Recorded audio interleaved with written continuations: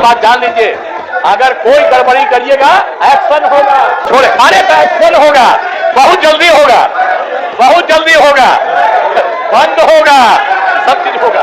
इसीलिए कोई गड़बड़ करेगा, आप बीच में जो सब पटिया के लोगों को दे रहे थे इधर उधर करने के लिए, उसका भी जांच होगा कि कौन गड़बड़ किया है और कहां से इधर से उधर किया है, और सब पर एक्शन के लिए भी सभी कार्रवाई होगी। नीतीश कुमार मुर्दाबाद, इसीलिए कि हम स्वास्थ्य का काम करके सबका इलाज कर रहे हैं। आप सबको मरवाना चाहते थे, इसीलिए हमारा मुर्दाबाद, आपका जिंदाबाद। सब गड़बड़ करता था। अरे कहा है नहीं, जो बोल रहा है मीडिया वाला जान ले कि जो हमका नारा लगा रहा है, इसीलिए कि ये गड़बड़ करने वाला है और हम लोग काम अच्छा कर रहे हैं। इसीलिए आप लोग भी याद करके इन लोगों के सब तरह के धंधा को पूरे तौर पर बंद करवाइए, बंद करवाइए। आई क्या है, हम इसको जानते न है, अभी परेशान है कि पुलिस जो काम कर रहा है वो काम नहीं करे, और पहले जो गड़बड़ करते रहते थे वही गड़बड़ करते रहे। ये संभव नहीं है कोई गड़बड़ करेगा। अब आप जो गड़बड़ किए हैं, अब उसका भी जांच होगा, आप पकड़ाइएगा पूरे तौर पर। और जो धंधा है, अरे जाओ बैठो, कोई मिलने वाला है सुना, ये सब जो बात कर रहा है आई में गड़बड़ है। और सब मीडिया वाले भी समझ लीजिए कि ये लोग भी कोई काम नहीं किया।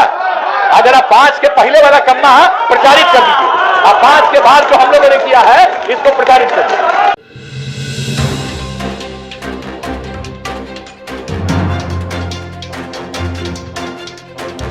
नमस्कार, मैं प्रिंस कुमार सिंह और आप देख रहे हैं पॉजिटिव इंडिया। अगर अभी तक आपने चैनल को सब्सक्राइब नहीं किया और हमारे फेसबुक पेज को फॉलो नहीं किया है तो अभी कर लीजिए, और जो लोग ऑलरेडी कर चुके हैं उन तमाम लोग को सही हृदय धन्यवाद। अब वापस आते हैं अपनी खबर पर। दरअसल बिहार के मुख्यमंत्री नीतीश कुमार विधानसभा में गरज रहे थे और राज्यपाल के अभिभाषण के बाद उन्होंने जो बातें कही उससे तेजस्वी यादव और आरजेडी को मिर्ची लग गई है।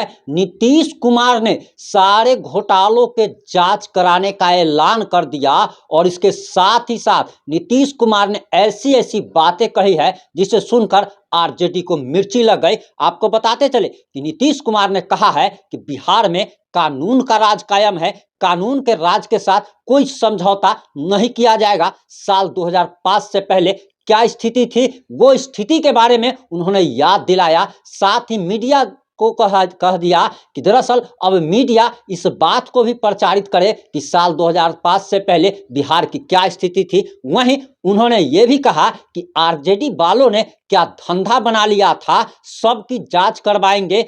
लालू प्रसाद यादव को हम ही मुख्यमंत्री बनवाए थे, पति और पत्नी 15 साल में क्या क्या किया उसका हिसाब दे। इसके साथ ही साथ उन्होंने ये भी कहा कि राजद के लोग हमारी तरफ आए थे, जब चुनाव होगा तो वह लोग दोबारा हमारी वजह से ही जरूर जीतेंगे। आरजेडी के विधायक हमारी तरफ आने के बाद उपचुनाव में जीतेंगे तो हमारी विधायकों की संख्या और ज़्यादा बढ़ जाएगी। इसके साथ ही साथ उन्होंने ये भी कहा कि दरअसल तेजस्वी यादव ये कह रहे हैं कि बिहार में 2,15,000 शिक्षकों की जो वैकेंसी निकली है उसका क्रेडिट तेजस्वी यादव को जाता है। तेजस्वी यादव ने 17 महीने में वो काम कर दिया जो नीतीश कुमार ने 17 साल में नहीं कर पाए। इस पर नीतीश कुमार ने जवाब देते हुए कहा कि दरअसल ये सारा काम हमने किया है, शिक्षा विभाग में हम ही बहाली करवाए हैं। शिक्षा विभाग तो इन लोगों को हमने काम करने के लिए दिया था, लेकिन ये लोग पैसा कमाने का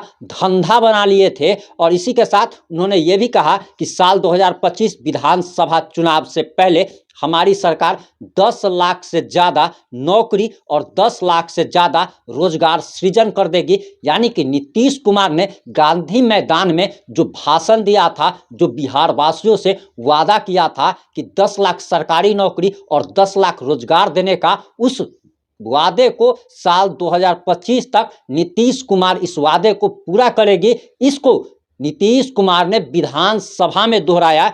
इसके साथ ही साथ उन्होंने ये भी कहा कि साल 2025 विधानसभा चुनाव में भी जेडीयू और बीजेपी एक साथ चुनाव लड़ेगी और 200 सीट से ज़्यादा वह जीतेगी भी, और हम लोग एकजुट होकर काम करेंगे। इसी के साथ ही साथ आपको बताते चले कि मुख्यमंत्री नीतीश कुमार ने तेजस्वी यादव पर और आरजेडी के तमाम मंत्रियों पर काफ़ी गंभीर आरोप लगा दिए हैं। उन्होंने ये भी कहा कि तेजस्वी यादव और आरजेडी कोटे के मंत्री ने कमाने का, पैसे कमाने का धंधा बना लिया था और वह सबकी जांच कराएंगे, सबकी फाइल खुलवाएंगे कि इन लोगों ने ट्रांसफर पोस्टिंग में कितना बड़ा खेला किया था। और जब खेले की भनक उनको लगी तो उन्होंने ट्रांसफर पोस्टिंग को रोक लगा दी थी। इसी के साथ ही साथ नीतीश कुमार ने यह भी कहा कि महागठबंधन से अलग होने का एक ही कारण था, क्योंकि इन लोगों ने लॉ एंड ऑर्डर की स्थिति बिगाड़ दी थी, खराब कर दी थी।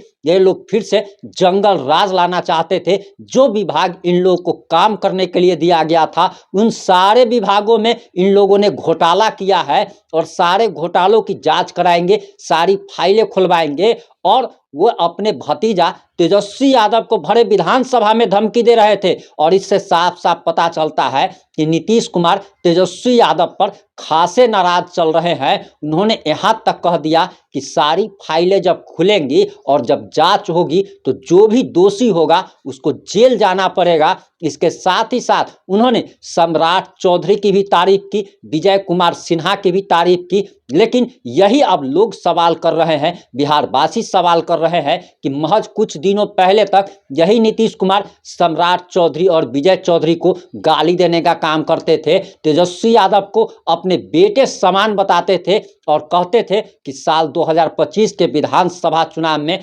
तेजस्वी यादव के नेतृत्व में चुनाव लड़ा जाएगा और तेजस्वी यादव को अपना बच्चा बताते थे। और वही नीतीश कुमार महज कुछ दिनों के बाद जब पलट जाते हैं तो आखिर उन पर क्या भरोसा किया जाए कि वह आगे चलकर बीजेपी के साथ बने रहेंगे, तेजस्वी यादव के साथ नहीं चल जाएंगे। वहीं आपको बताते चले कि विश्वास मत हारने के बाद तेजस्वी यादव की स्थिति बद से बदतर बताई जा रही है। लेकिन तेजस्वी यादव ने जिस दिन विश्वास मत हासिल किया गया उस दिन नीतीश कुमार को एक तरीके से निमंत्रण दे दिया था और कहा था कि जब भी आपका दिल न लगे आप भतीजे को याद कीजिएगा और भतीजा आपके लिए खड़ा रहेगा।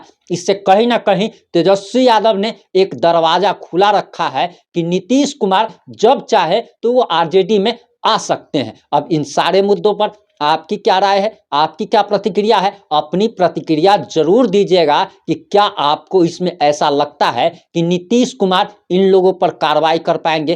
क्या इन लोगों का कभी भांडाफोड़ हो पाएगा कि इन लोगों ने ट्रांसफर पोस्टिंग में कितना कमाया है? इन लोगों ने स्वास्थ्य विभाग हो या शिक्षा विभाग हो, इन विभागों में आखिर पैसे छापने की, इन लोगों ने इन विभागों को पैसे छापने की मशीन कैसे बना दी थी? और ये नीतीश कुमार ने तो यहाँ तक कह दिया कि इनको सारी गड़बड़ियों का जब पता चला तब इन्होंने महागठबंधन से अलग होने का फैसला कर लिया कि ये लोग अगर लगातार अगर बने रहते हैं, सरकार में अगर रहते हैं तो ये लोग आगे चलकर बहुत बड़ा घोटाला कर सकते हैं और इससे नीतीश कुमार के इमेज को काफ़ी धक्का लगेगा। वैसे आपको एक जानकारी बताते चले कि India today mood off the nation सर्वे की रिपोर्ट जारी हुई है और उसमें लोगों से ये सवाल किया गया कि नीतीश कुमार पर आप कितना भरोसा करते हैं। तो 89% से ज़्यादा लोगों ने कहा कि नीतीश कुमार पर कोई भरोसा नहीं, कि ये कभी भी पलट सकते हैं। वहीं